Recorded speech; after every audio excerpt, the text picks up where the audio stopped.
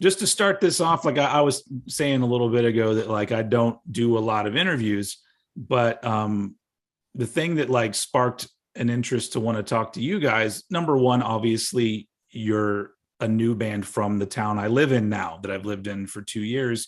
And I'm really interested in the fact that there's a young thrash metal scene, which you referenced earlier, that there's a dozen new bands and it seems like you guys play these shows, and I go check out these other bands and they all seem to be thrash adjacent, whether they're crossover or whatever.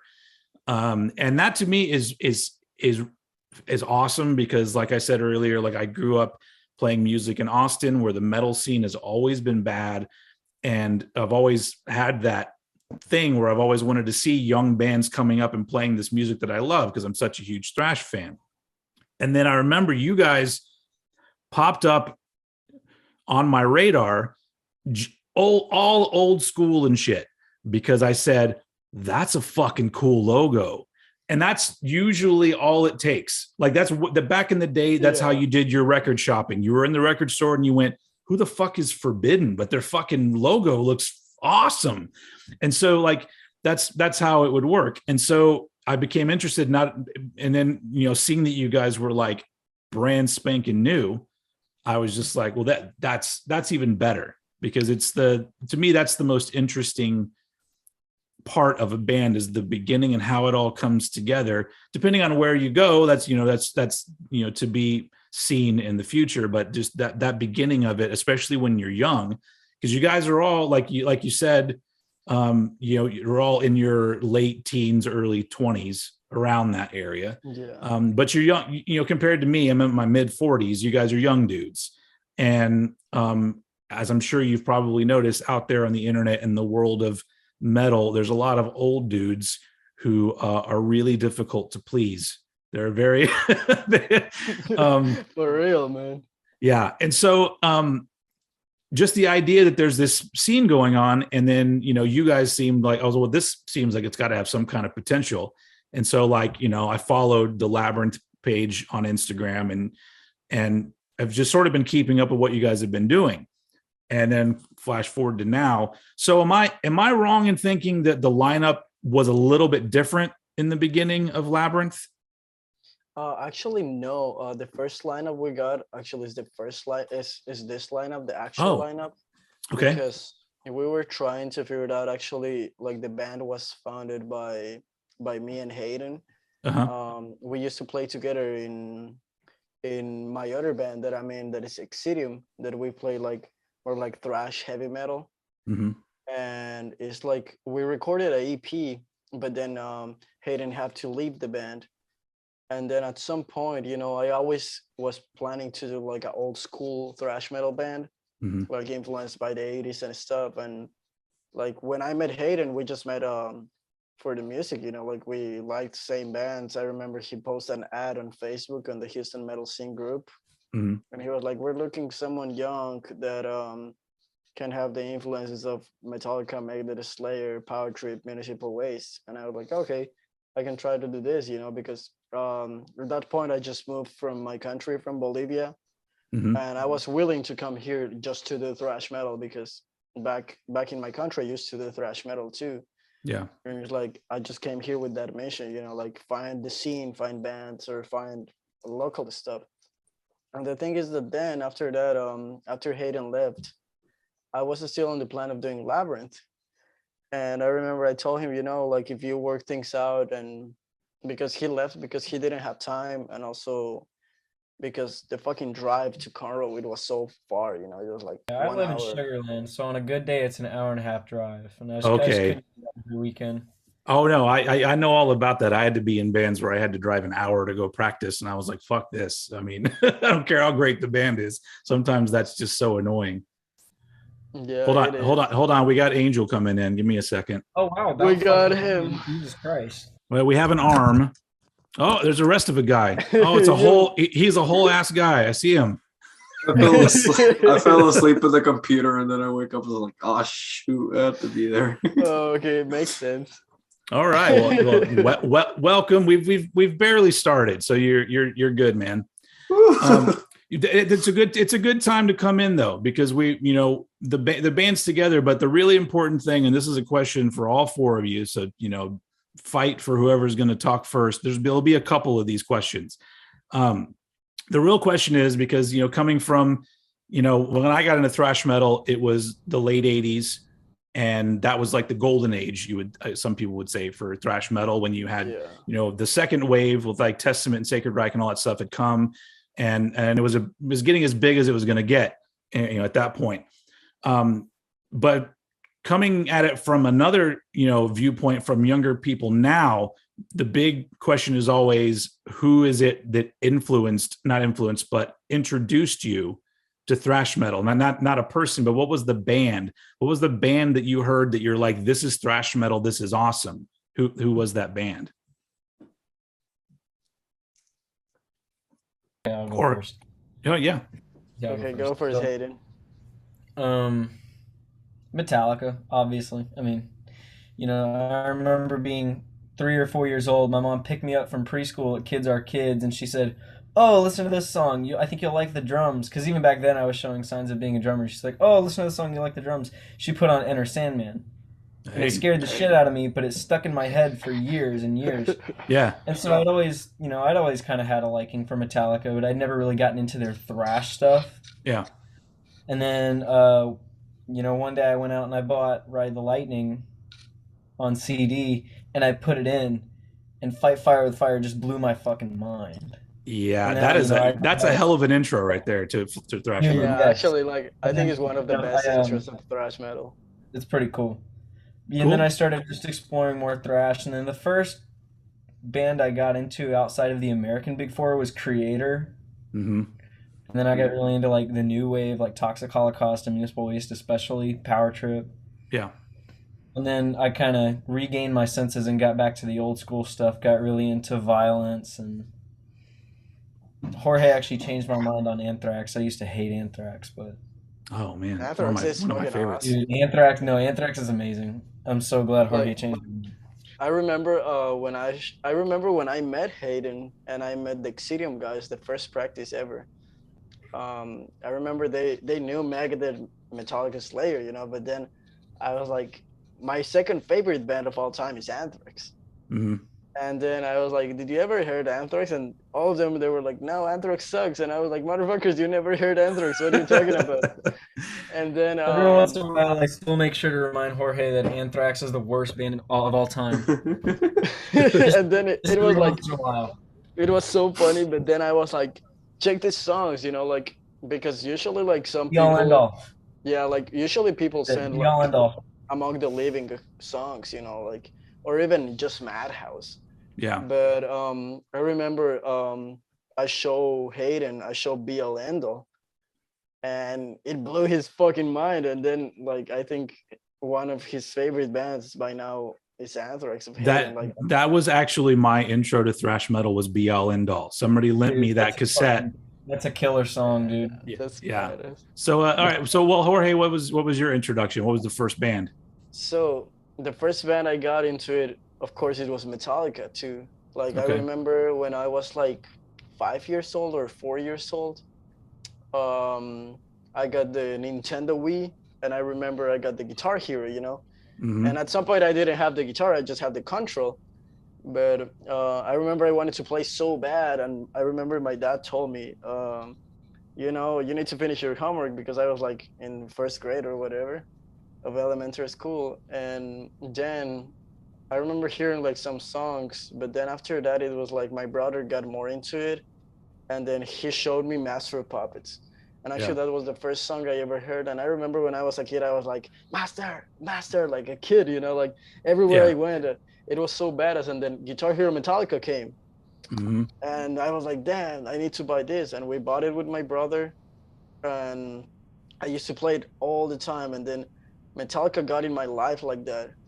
And then I started loving Metallica. But then where I really found what thrash metal was, it was with Exodus. I think Exodus, when I heard Exodus, it was like damn, this is raw, this is raw, this is fast, the souls are fucking shreddy. The vocals are raw, like that's what I like. I think specifically Cetra's voice, I think that voice is like the voice how I imagine thrash metal, like pure thrash metal, Yeah. And then after that is like after finding Exodus, of course I already found other bands like Slayer, Megadeth, and I fucking love those bands. But then it's like I start going like more into other bands, Then I found Forbidden, I found Violence, I found like the Bay Area, I found Mordred that they fucking totally changed my life. Mm-hmm. Then another band that I fucking love that really influenced me is fuck, what's this band called? Toxic from New York. They're fucking badass too, and it's like whenever I start hearing like more stuff, like more technical stuff, I got more into like technical shit, And I remember when I was young too, I started listening to a lot of new wave bands. Like some of the first bands I heard, it was Municipal Waste and Violator. I think Violator really hooked me up, like with that thrash metal attitude, like that it's just fucking fast and it's like fast as shit, like that's the only thing you go. But like that was the introduction I got, and then at some point after the years, I think I'm hearing thrash metal since I was like 14, like when I really found what was thrash metal.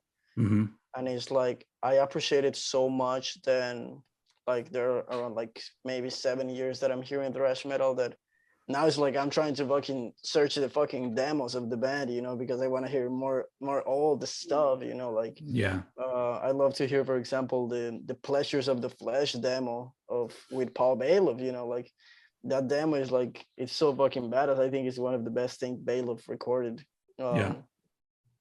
Besides the stuff like Bonded by Blood or Another Lesson in Violence that he did live. Yeah.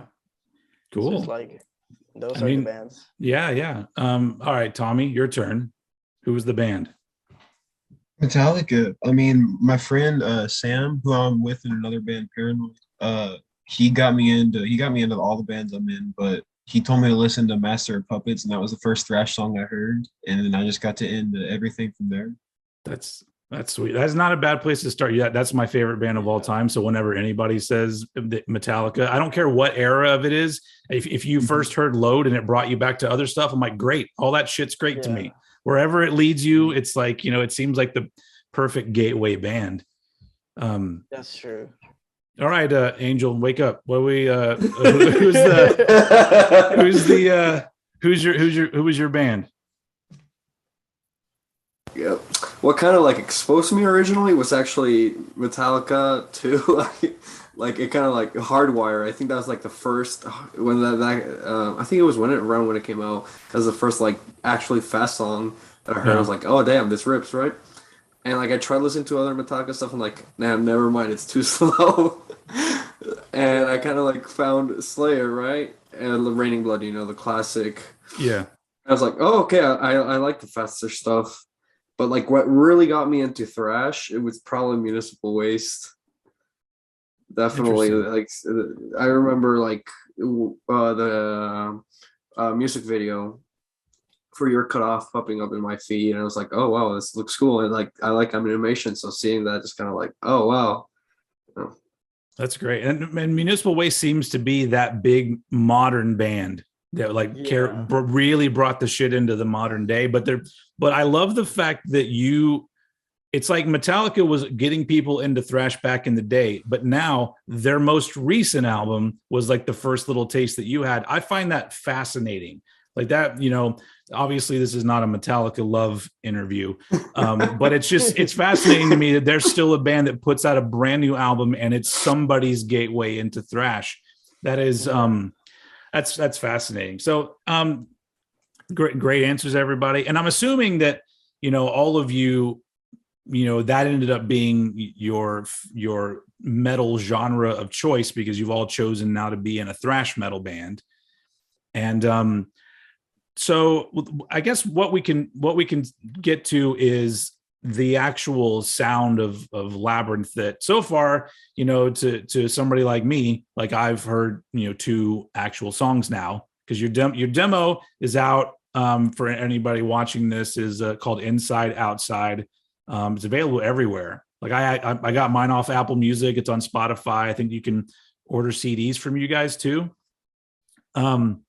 So the songs that are on that, I'll kind of do a really quick like review for you guys.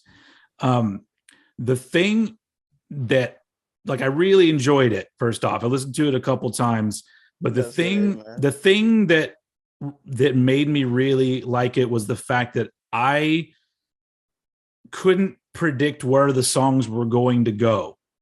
And so much modern thrash metal, I'm even going to throw in Municipal Waste and shit like that under the bus here, because they're all bands where you go, okay, this riff sounds like a riff that I've kind of already heard, and it's going to go into another part. I know what's going to happen here. It's all been done a bunch of times. And I realize that like there are elements of what you guys do that are classic because it has a classic kind of sound.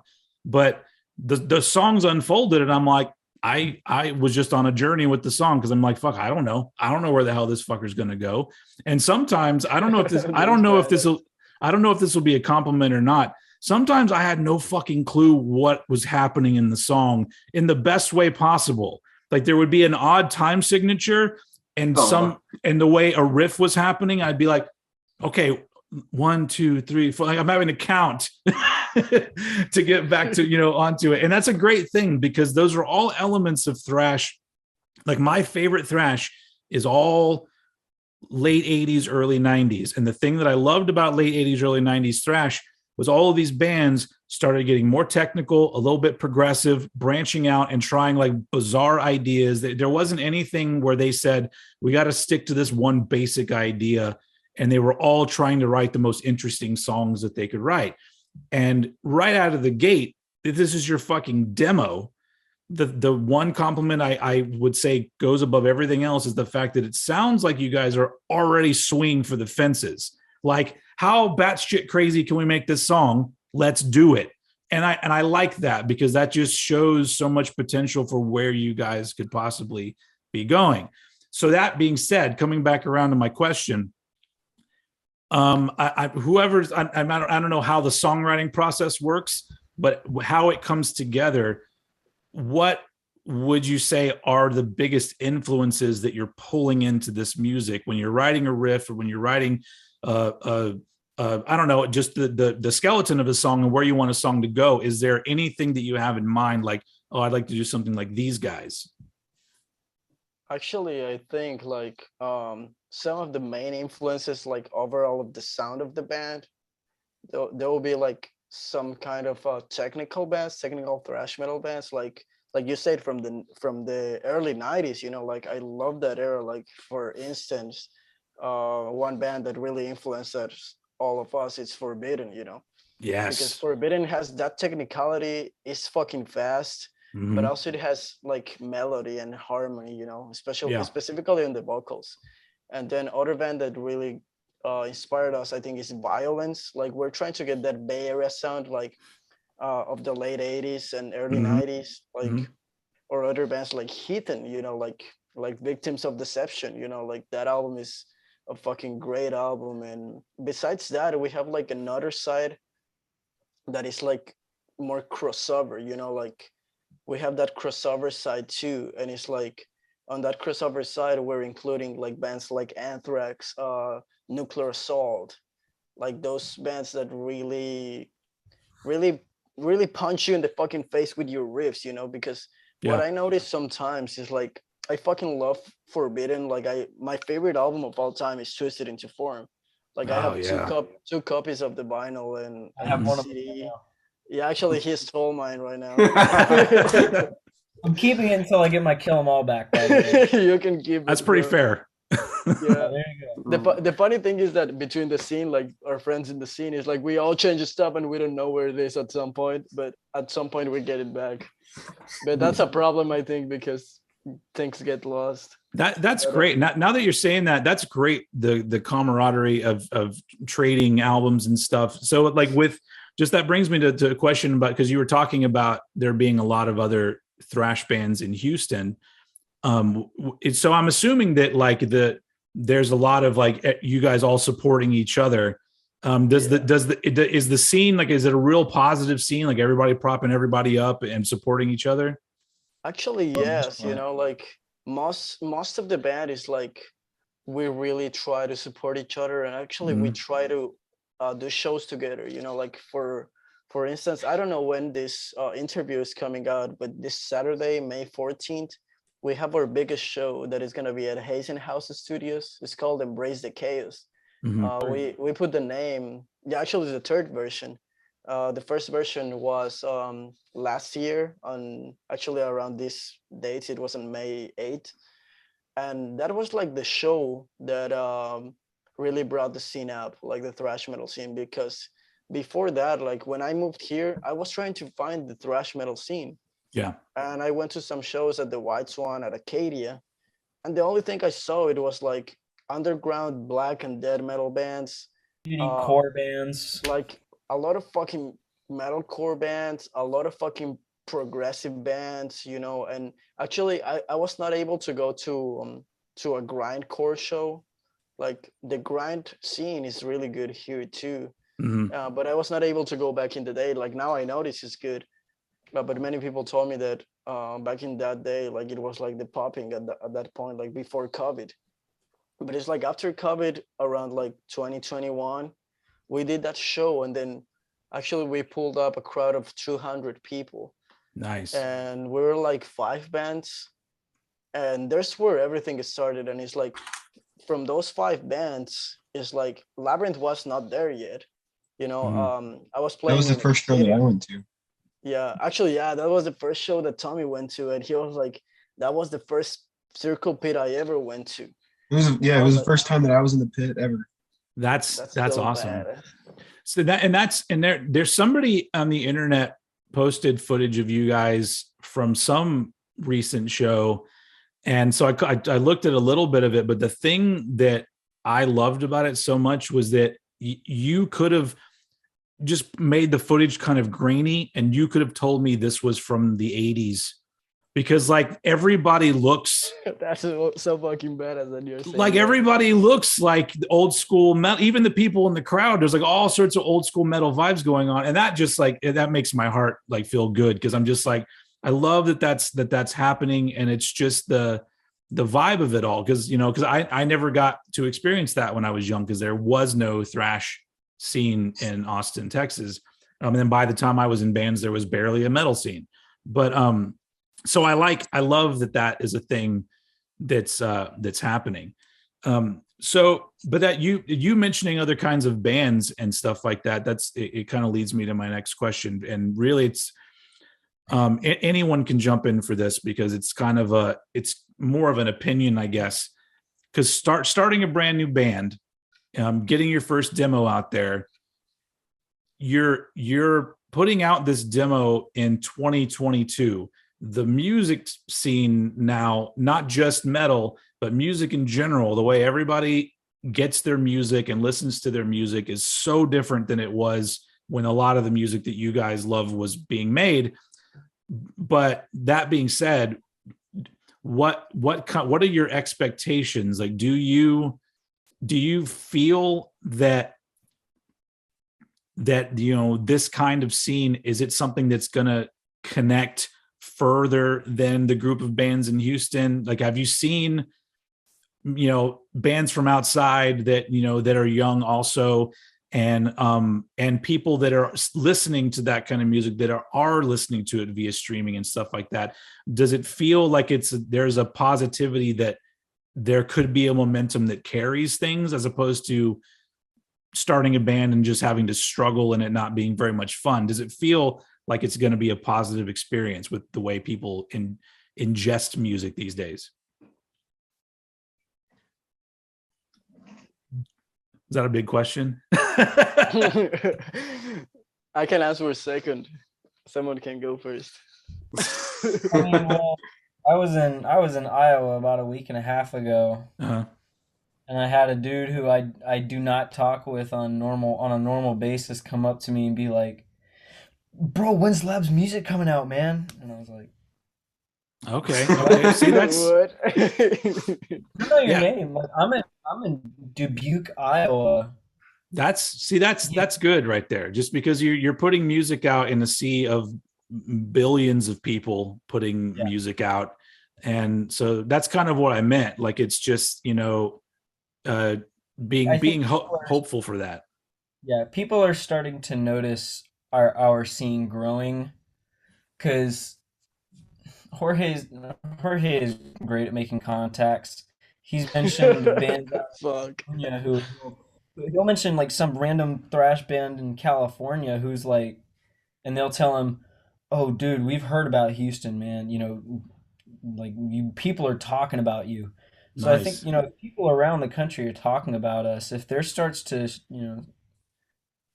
some attention starts to shift our way, it's like I think our scene has a lot of potential.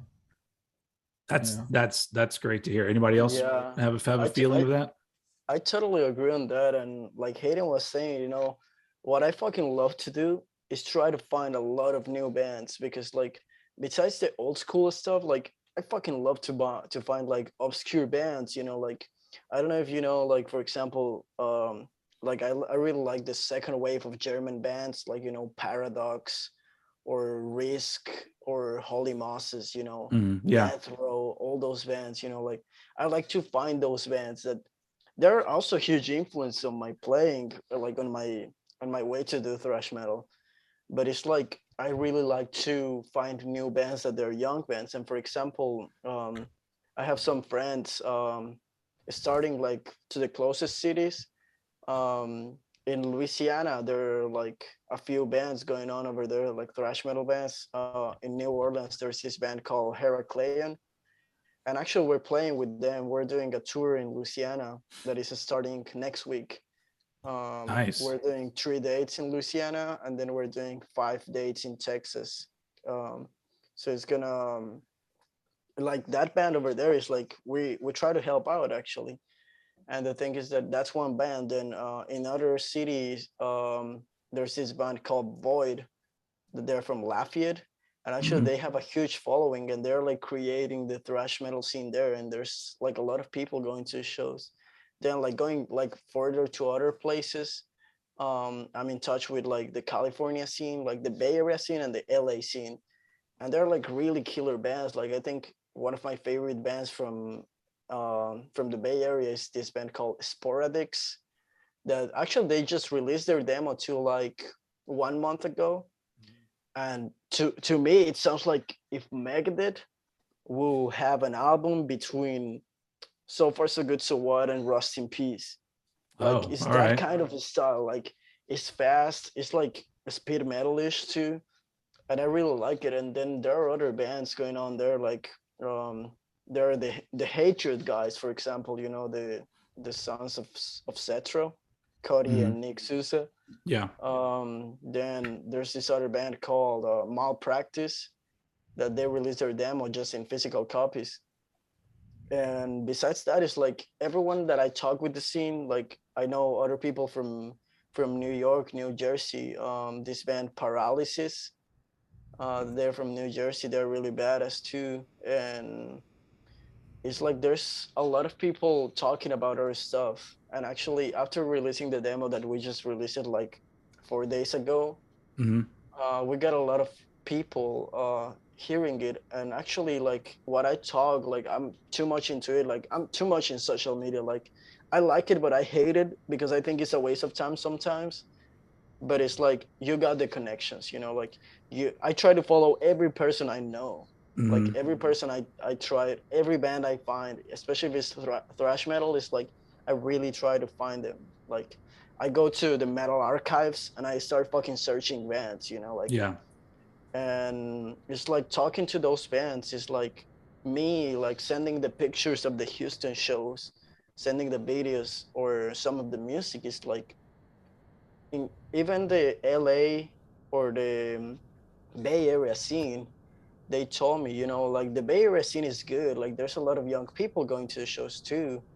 But it's like they tell me in Houston it looks fucking raw as fuck. Like it looks like there's a lot of fucking people going. And what I'm trying to do right now, like I'm working, like whenever summer starts, I think I already started, but like whenever I have more time, I have to organize some stuff right now. I'm trying to create like a label of distribution, and I'm trying to bring CDs from all over the world, you know, like just spread out in here. And actually, the fact that I come from Bolivia too, like the thrash metal scene in Bolivia is fucking badass. They're great bands, and when I was there, the scene was great. Like, I remember I played a show like with 300 people in a small place. It was packed as fuck. Everyone stage diving, everyone moshing. There was like 10 bands, and the mosh pit never stopped for any band. And the thing is that then besides that, another scene that I think this is the best scene right now in the world of thrash metal, like of young people, is the Chilean scene in Santiago. Like they're fucking crazy bands. Like one of my favorite bands, it's Insecurity. Insecurity is badass. Like they released their first album this year. It's called Intruder of Reality, and personally, like my personal opinion, is by now my favorite album of this year, like from what I heard. I think in Chile, it's just metal in general, because there are some amazing death metal bands coming out of there too. Like that's the country to watch, I guess, at this point. Yeah, but, and actually, you know, I think like things always to South America come later sometimes. And it's like, I think, you know, after 30 years, and this has started again in other place. And like other bands from Chile, I think really good ones are Al Hueso. They're like a protest crossover thrash band. Then there's this other band called Decapitated, that they're really solid. I think they're like one of the first bands over there. But it's like everyone is talking a lot about the Houston metal scene, because they see a lot of stuff and a lot of potential. And what I'm trying to do with this distribution label that I'm trying to create, it's like, besides bringing CDs and trying to sell them out here, I'm trying to bring bands here. And actually, that's what we're doing for our tour. Like, we're doing the Louisiana dates. The Louisiana dates are May 19th on Lafayette, May 20th on Baton Rouge. I don't know how to pronounce that. But Baton Rouge, but yeah. Baton Rouge, yeah. Yeah. Then on May 21st, we go to New Orleans. Then we rest 1 week, and then we're bringing a California band, a LA band that is called Invader. They're like thrash death metal, and they're releasing their first EP too, and they're really solid. They released like some singles on YouTube by now, and like it's really fucking solid. Like I was like, this is fast, you know. And they're with the same vision, you know, like get the influence of the old school stuff. Yeah. And what I'm trying to do is like try to find, you know, like the third wave of thrash metal that I talk about, you know. Like I know like in the 80s there was like the first wave, that it was like the first bands, and then the second wave came like Forbidden, Violence, Sacred Reich, and all those bands. But I think like overall it was like the 80s was one era, like 80s and late 90s, or late 80s and early 90s. But then it came back in 2005, you know, like with Fielded by Fire, Havoc, Municipal Waste. It came back and it was going up, and then it went down again, you know. And then I think it's big.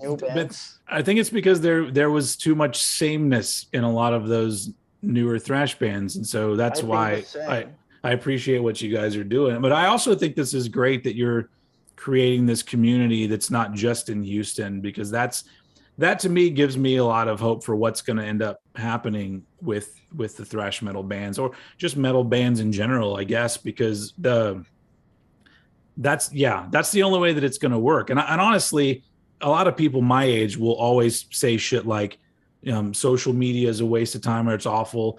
But it's become increasingly clear that, especially when it comes to music, like it's such an important tool. It's one of the most important things to keep in touch with everybody and to meet people. It's like, that's the way that it's happening now. So all of those things, like it's cool, because I feel like there is a momentum here that is it's fun for an older dude like me to see this happening, because I'm like, this is pretty exciting. But back to your music though. I know that you just released the demo, and it's, you know, it's fresh, but I guarantee that at least one, if not more of you, is already thinking about where you want the sound of the band to go. Like in a fantasy world, you guys get signed up by I don't know, Nuclear Blast or somebody, and they're like, all right, let's say you already put out your debut album and it did well. Your second album, do you ever think that far ahead of like, shit, if this shit works out, what does the second album sound like? Has anybody thought about that kind of thing? Oh yeah, a lot. Actually, yeah. Yeah, I've always kind of wanted to do a concept album, and that's just the Rush fan in me. That's great. I've always wanted to do a He concept fucking album. loves Rush. Oh, Dude. yeah, me too. Rush is the greatest band of all time.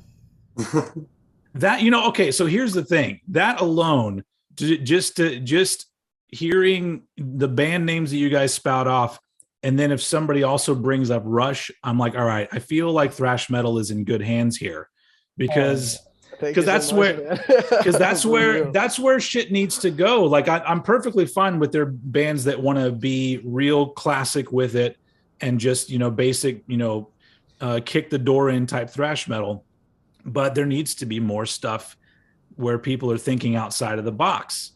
And so that's kind of where that question was going. Like, a concept album would be an amazing idea, because that's the one thing that I want from my bands. Like, one of the most fortunate things for me was when Riley Gale died from Power Trip, because they were one of the thrash metal bands with the most potential to come out with that album where everyone goes, whoa, what the fuck is this?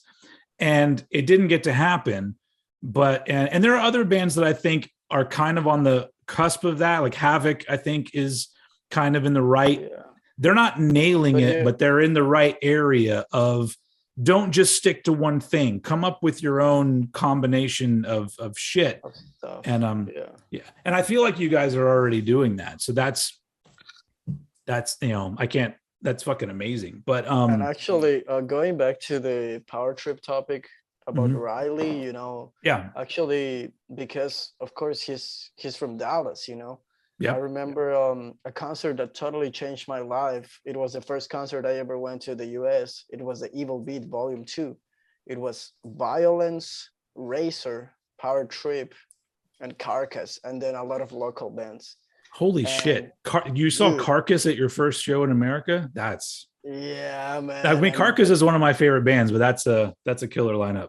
But like Violence, I went just for Violence at that point. Like, I knew Power Trip a little bit. I knew like some songs of Carcass. I was not a big fan at that point. Then I started listening more like of their stuff. And then I fucking love Razor at that point too. But I was going for Violence. Yeah. And I remember back in my country, I bought the ticket back in my country because I was like, I need to go to that show no matter what. Mm-hmm. And the thing is that I remember Violence playing.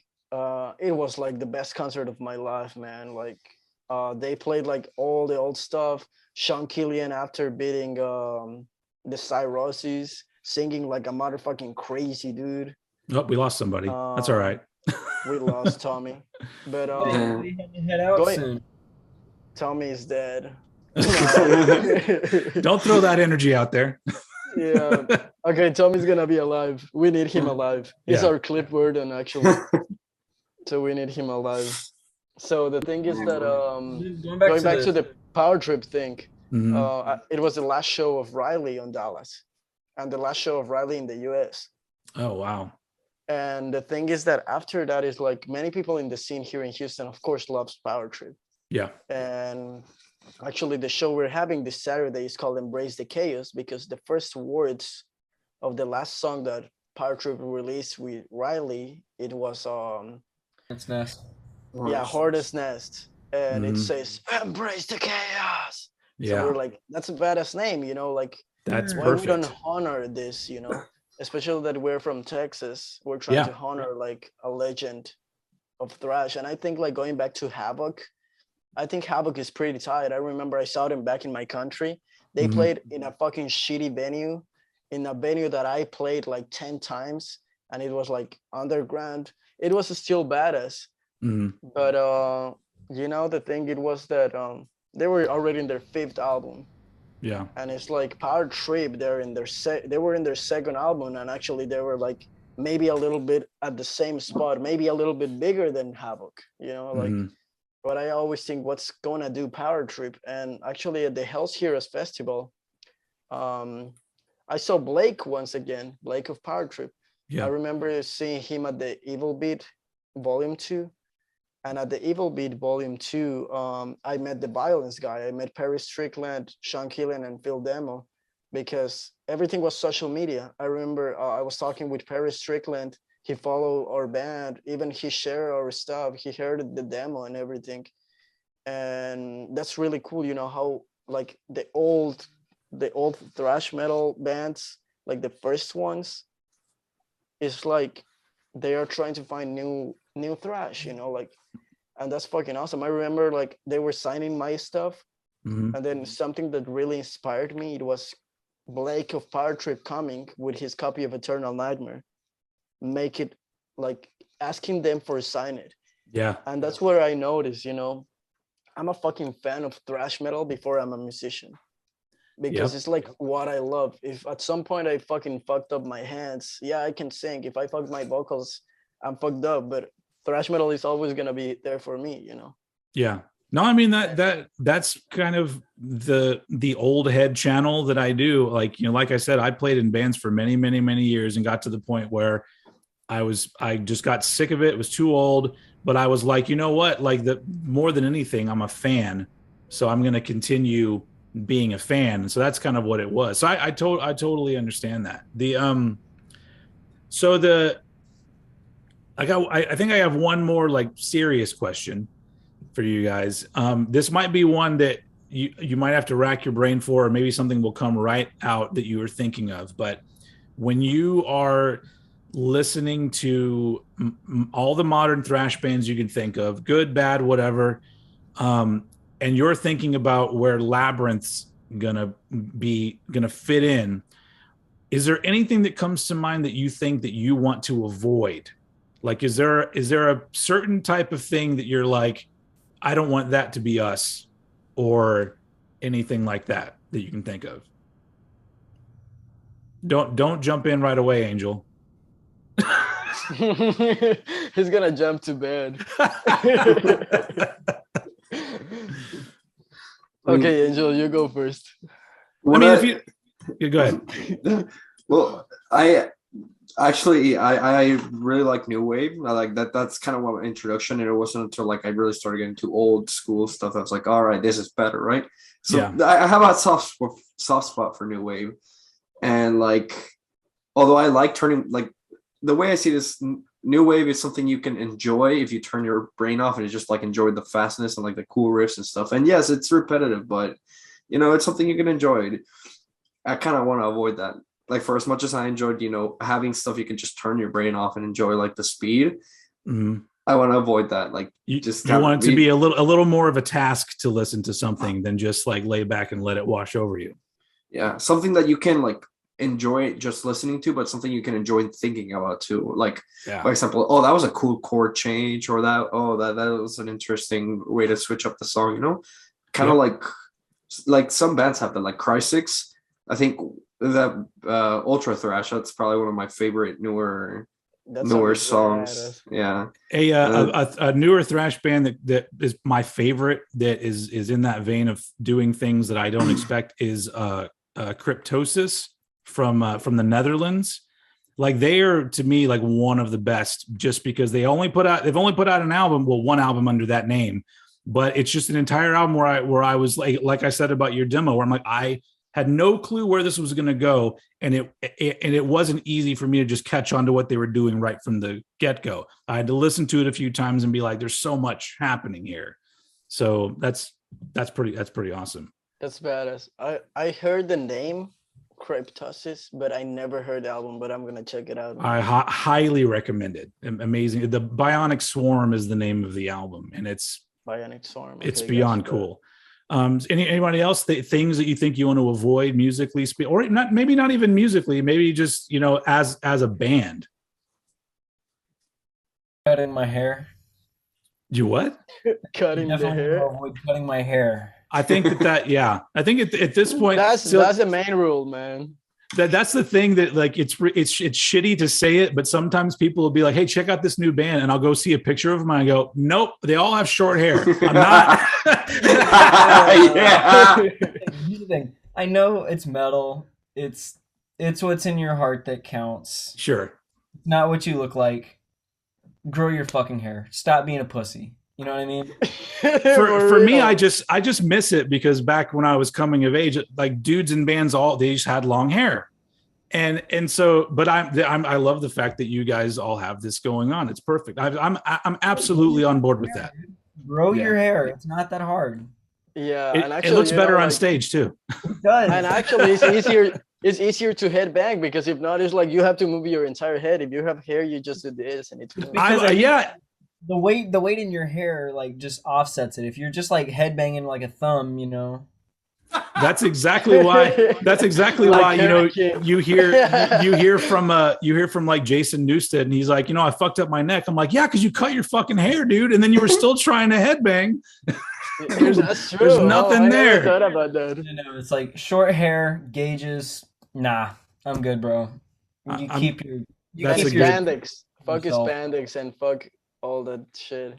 They don't like fuck all the fucking glam shit. I don't so that's your Jorge. That's yours. You don't want to have to use hairspray. Actually, that's one.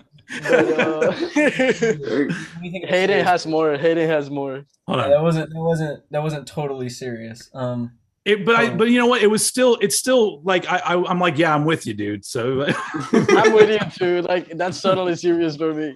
Yeah. If someone cuts his hair off the band, he's out. All right. What was the real one, Hayden? Yeah. It kind of is related to what Angel said, but I don't want to produce music that you just forget about after you listen to it. Like I don't remember the first time I listened to, and I love this album to death. It's one of my favorite albums. I don't remember the first time I listened to Darkness Descends by Dark Angel. I just don't. You know? I very vividly remember the first time I listened to Twisted Into Form. The whole way through. Yeah. When was it? It stuck with me, especially the ending, One Foot in Hell, dude. It gives me goosebumps. That fucking part at the end there. Show me the way, punch it a lot. Is there heaven after I die? What is the truth? That part is fucking heavy. It's so cool. I want to make music that when you're listening to it, you have the headphones in.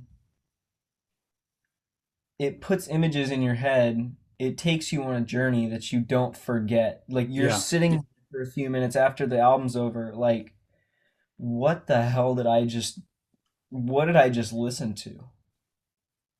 Yeah. I want it to be one of those albums where when you start the first song, you don't turn it off until the end. Like there are certain albums for me where if I start the album, I finish it. I will not start it if I can't finish it. Like 10 by Pearl. Yeah, I cannot stop sometimes, and that's why actually I like CDs and vinyls.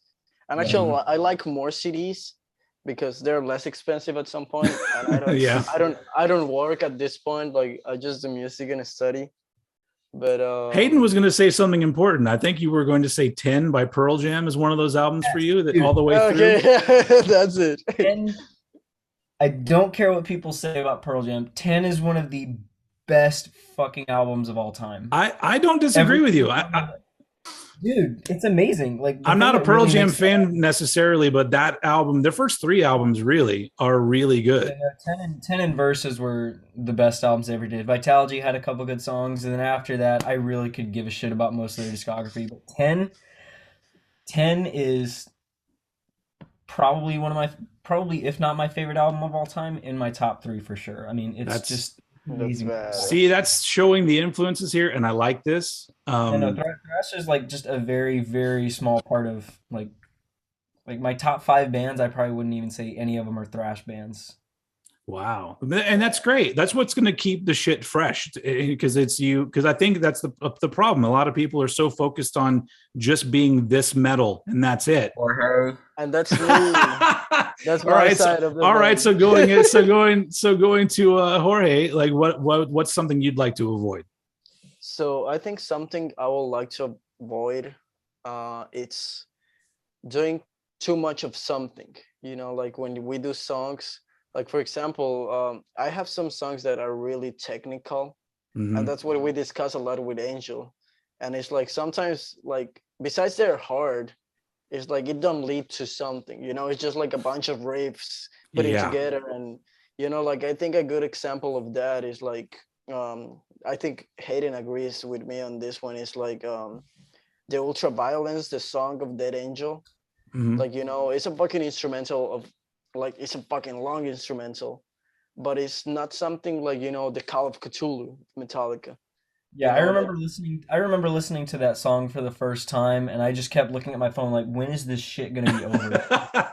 Bro, I I like fucking Death love that Angel. Angel. I have It's an you. Ultraviolence Yeah. shirt and everything. It's a good album, but that Yeah. song is it's it's not connected. It's just a bunch of little snippets of songs put together. It's like I just can. Is this shit over yet? Yeah.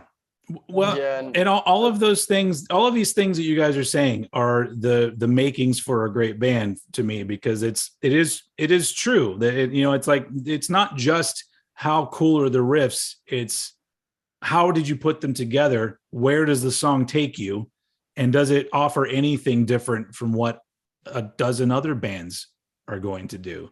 So yeah, that's true. Then another thing I would like to avoid is like create songs that are really generic. Like I really mhm. don't like bands that they just play fucking power chords all the time. I Yeah. fucking hate it. Like if you want to play fucking power chords, just go play punk. Yep. Like and even like crossover fucking thrash metal is like you have fucking killer riffs. Like if Yeah. you listen to MOD, to SOD, like the riffs are like heavy. The riffs are like different. They have different chords. They have like really different variations. It's not like a lot of bunch of punk side. Yeah. Like I hear the punk side and I hear that, but it's like compared to like really old school punk, it's like that's something that I think thrash needs. Like variety on the riffs. I agree. And I think like that those are the two limits in between. Like I don't want things that are like really easy, but I don't like things that are really complicated. And that's what we always say with Angel. Let's do like the middle point. Like where we can really do something that can be catchy, Mhm. something that can be meaningful, especially on the lyrics. Like every time I write lyrics, like everyone helps in the lyrics. Like for example, for this demo, um, Insanity Normal State was wrote by me and another friend that I have. The lyric wise, Mhm. the music was by Hayden and me. We worked together that song. That But was the actually thing is, supposed to be an Exidium song originally. I always drop that fact. yeah, actually, it was gonna be Exidium song, Hard and I guitars. remember for the first show Exidium got, we opened. Actually, I didn't play that show because I left the band because I was like, this motherfucker sucks. I'm not gonna play with them.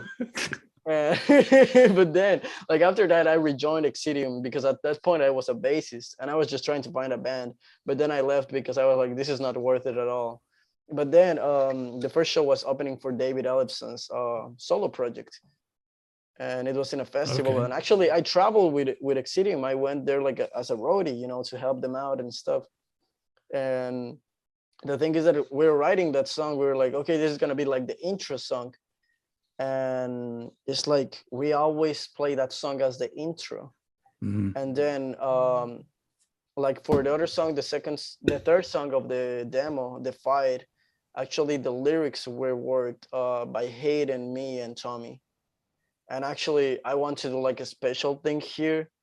I really fucking fucked up on the credits, and I fucking forgot that Hayden did like a fucking whole verse, and I didn't put his name. I'm sorry, Dumbass. Hayden. I'm sorry. It's because It's I all right. was We like, have we no. we have the apology here for everybody to hear.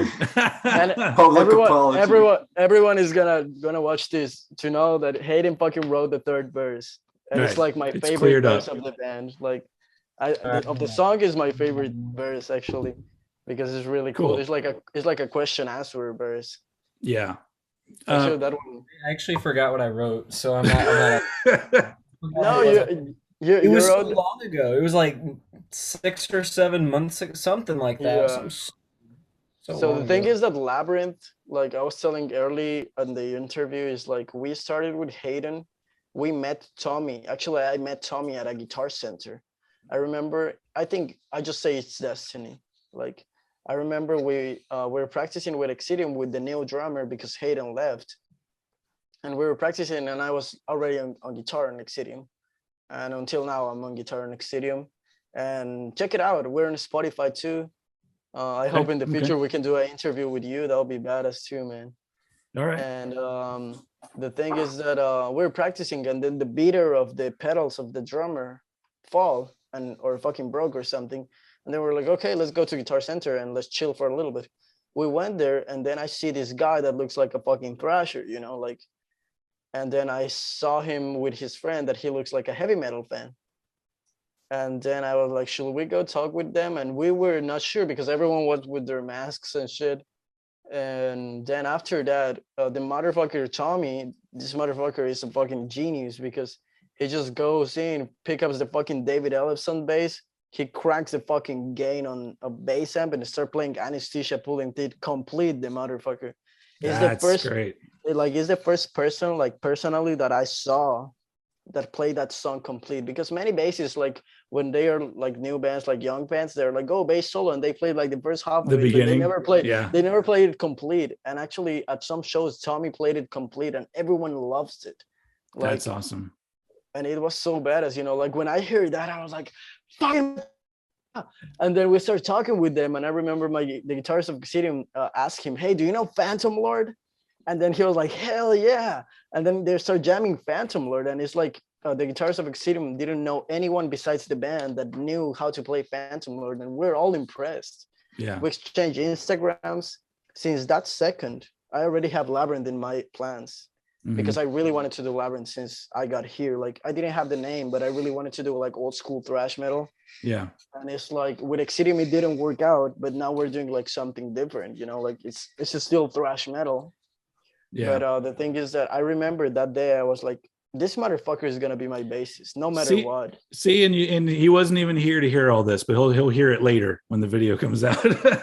Yeah, he knows the story too. And actually, what I fucking loved of Tommy is that I met him on December of 2020, and he didn't join any band. He had a lot of other options of bands that they were like already playing.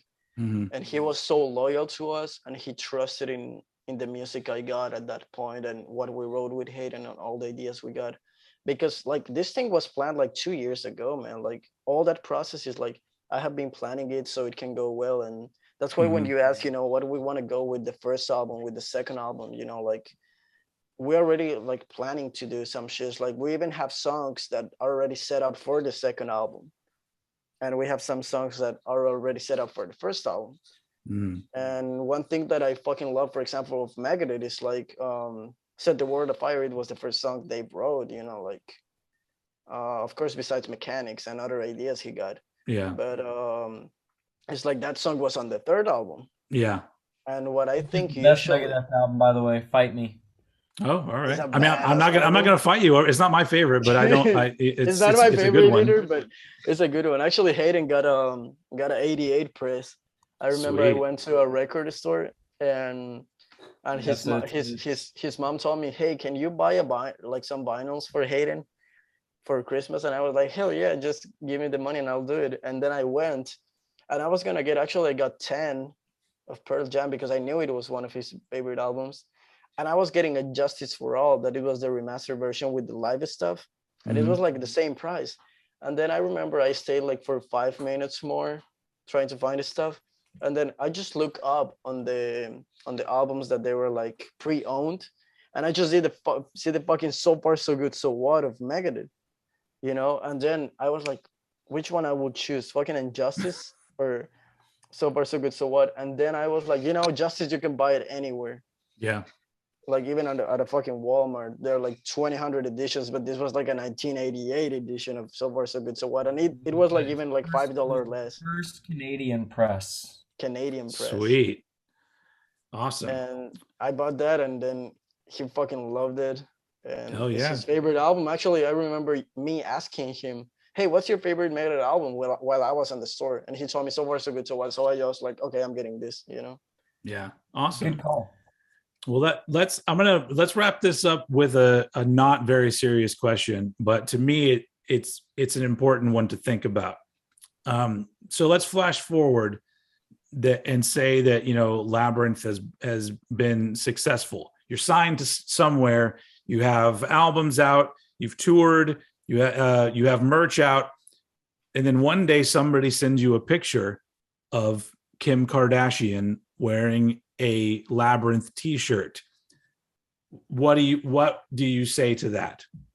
You know what I will do? I will buy a T-shirt of Gary Hall that says "Kill." Yeah. To be fucking honest, man, like I will still promoting, like she's promoting our music. I will take her for that, but I'll be like, I fucking believe in fucking Gary Hall. I don't care your image. Yeah. I'd say always look at it as promotion. She's, she could have worn any T-shirt she wanted, even if she doesn't know your band. She chose that one. So, I mean, anyway, that was just a lighthearted way to wrap this up. Question though, it kind of made me think. It's like, what would I do? Question. Maybe I will marry her. That's what's going to happen. That's what's going to happen. I wish. You're gonna get Kanye, bro.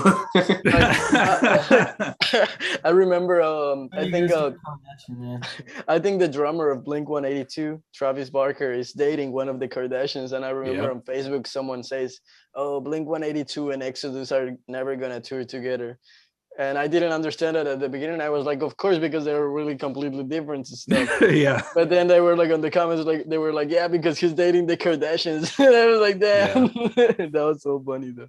Cool. Well, Exodus tour. That would be ridiculous. It would be interesting for sure. The clashing of the fans. That's one word. Yeah. But yeah, okay. This has been awesome, guys.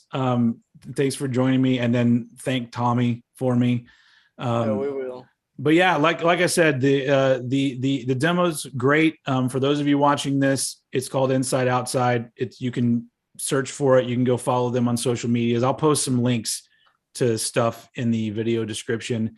But support an up and coming band from the town that I call home, and hopefully part of a burgeoning and one day huge new thrash metal scene of bands that I knew them back when. Well, you'll know them now because we're talking to them now. But yeah, thank you guys very much for being here. This will be out Monday, by the way. So that's badass. And also, and I'm we have CDs. And we have patches. Buy our shit. Yeah. Go buy their shit. The CD, we can send it anywhere in the world. It costs $8. It comes really nice, and actually it comes in a really old school way. Like the art cover was made by Rod Artworks, and it's like the designer of a cassette. A cassette, yeah. You can see it. I really like that. And then like inside you have like the CD that is like, how it was in the 80s, like just black printing. Mm-hmm. And then of course it comes with the lyric booklets. That is like just a 4-page booklet that it comes with the lyrics. Wow. The credits, all the artwork. The design of the inside was made by myself, but all the arts and all the stuff was drawn like by hand, monocolor by Rod Artworks. And here's our picture. Sweet. Our social media link. And so we have this patches for $5 too. So if anyone is interested, that's an incentive to buy the physical copy, that there's that much work that went into it. Cool. All right. Well, yeah. Once again, thanks guys for joining me, and good luck to you guys. And I'm going to try to make it out at some point to see you guys. I'm going to like look into the future and be like, oh shit, it's this date a month from now. And I'm going to try to drag my wife out with me to come see you guys. Couple old people at the metal show. Yeah. Actually, to finalize this video, we want to ask you a question. Okay. What do you think about that? each of us can ask you a question, but I'm gonna ask you that you can give me like I'm fine with the most serious opinion about our demo. That's your question? Yeah. I mean, I told you it earlier. Like, I think there's great potential. I'm not going to tell you that it's perfect because it's a little rough around the edges. But the fact, I said it before, the fact that you guys are already swinging for the fences and making shit that I feel like I didn't know where it was going to go, and it kept me engaged, and it has that style, that late 80s, early 90s style. I think it's fucking great. I'm not going to blow smoke up your ass and say it's absolutely perfect, but it definitely shows that you guys could become one of those bands that everybody fucking talks about.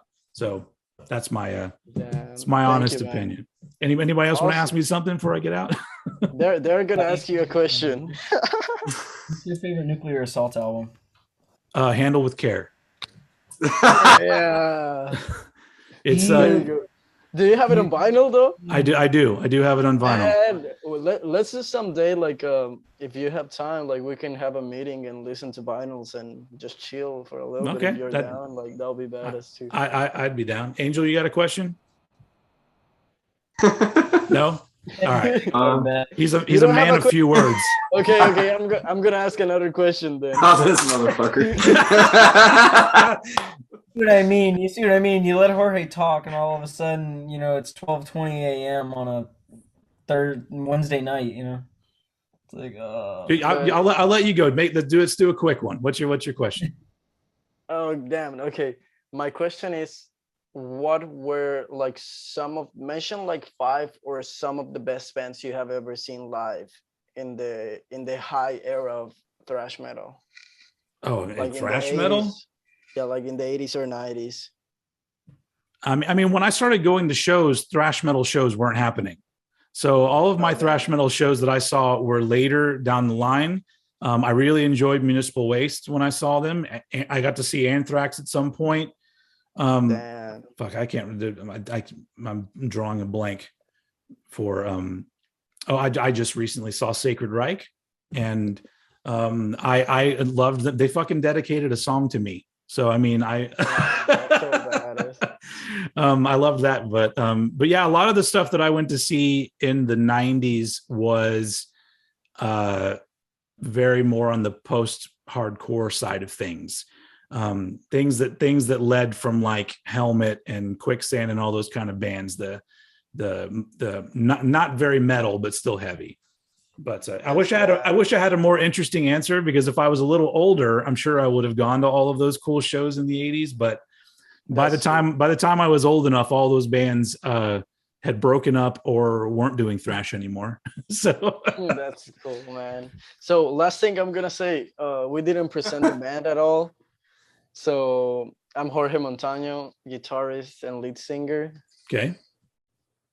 Then this guy over here, I don't know if it's the same in the screen, but bro, you're up for me. okay, it's okay. So Angel, it's you. You're up. So yeah. Oh, I forgot my name. Hold on.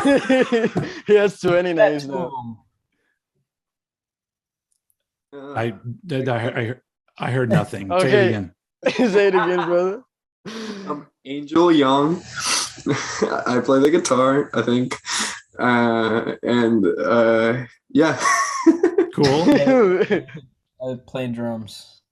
Awesome. And then Tommy. The other guy is Tommy. Tommy Crawford plays bass. Also, last thing, we want to thank all the people who's watching this. We want to thank you, Steven. Sure. For all this. And also we want to thank our producer of the demo, Steve Simpson, and also Kyle Jackson of Exidium that helped us recording the guitar tracks. Other people that I really want to thank of is many thrashers from the 80s and actual thrashers like from our era that already heard the demo and they give really good comments. Like, for example, Rick Hunold commented on our demo. Mm-hmm. He fucking loved that it's so fucking thrashy, like so fast too. Then Mark Bitterman of Blind Illusion was telling me, dude, I fucking love the fucking vocals. And then many other people, you know, like for example, Jason McMaster of Watchtower also commented from my hometown of Austin, Texas. Yeah, they're cool. not from Yeah, they're from Austin, Texas, actually. Yeah. Well, it's almost like you were accepting an award right there. Like I got to thank God first and foremost. And, it's because, man, like when I read that fucking comment of Rick Hunold, it was like, I was like, that's so fucking badass, you know. It really felt amazing. Like, yeah, it really did. Well, that's awesome. It's good to hear, and continued success to you guys. This is Labyrinth, everybody. Yeah, go check them out. And thanks again, guys, for joining me. I'll see you guys very soon. Thank you, brother. Thank you. Safe. Later. Good night.